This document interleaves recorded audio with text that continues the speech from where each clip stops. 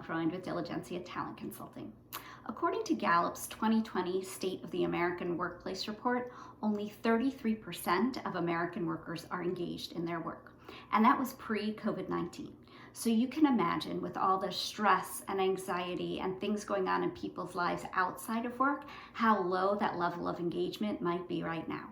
So I thought it was a good time to talk about employee engagement, what it is, why it's important, and what you as a leader can do to try to enhance the level of engagement of your team. So first, what is employee engagement? Essentially, it's the level of employee commitment and connection to their organization and to their work. Why is it important? Well, engaged employees tend to have higher levels of productivity. They tend to go above and beyond. They're more positive. They're more passionate about their work, and they tend to have higher levels of retention. Disengaged employees, on the other hand, tend to do the minimum amount of work. They tend to be pessimistic. They tend to be negative. So for employee productivity, for retention rates, for overall organizational performance, it behooves you to have engaged employees on your team. The good news for you as a leader is that direct managers have a significant impact on the level of engagement of their teams. So I want to share with you 3 specific strategies for enhancing the engagement of your team members. And these strategies are effective whether you're working in an office or you're working remotely from home. Either way, they can be effective for your team. And these strategies follow the acronym SLM. S is for safety, L is for legitimacy, and M is for meaningfulness. You can think about it as SLIM, because if your team is not engaged, there is slim chance that your team will be successful.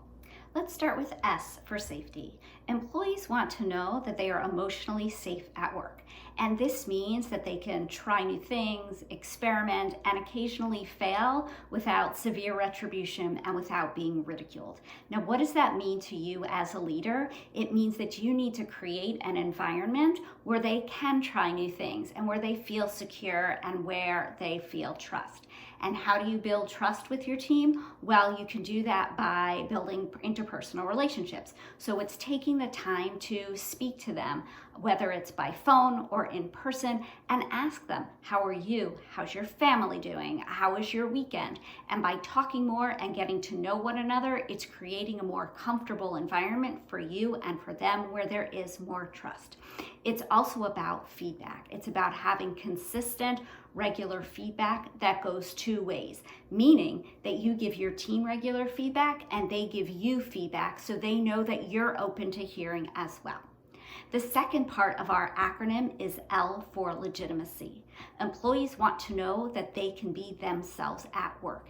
And what does that mean to you as a leader? It means creating an environment that's open and accepting. It means listening to your team members, listening to their suggestions, listening to their ways of doing things, listening to their perspectives.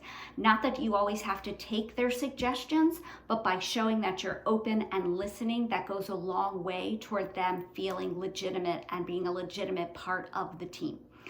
It's also about empowering your team to do things their way as much as possible. So let them make decisions where they can. Let them handle things the way they feel comfortable rather than the way you personally would be doing it.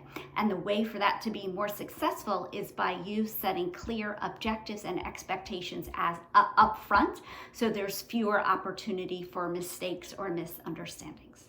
The third part of our acronym is M for meaningfulness. Employees want to know that they are making a difference and that their work matters. Now, how do you set that environment? It's by linking an employee's responsibilities to something bigger. For example, team objectives or organizational objectives, so they know that what they are doing is bigger than themselves. It's also by showing gratitude for their work, thanking them and being gracious for the work that they are doing every day. If you receive feedback from colleagues or other leaders or from customers, share that with their team so again, they know that their work is being recognized and it's making a difference. To review, our acronym is SLM for safety, legitimacy, and meaningfulness. And you can remember that with the word SLIM, because if your team is not engaged, there is a slim chance that the team will be successful. If you have any questions or would like to discuss further, feel free to reach out at risas@optonline.net. That's RISAS@optonline.net. So good luck with your team and be well.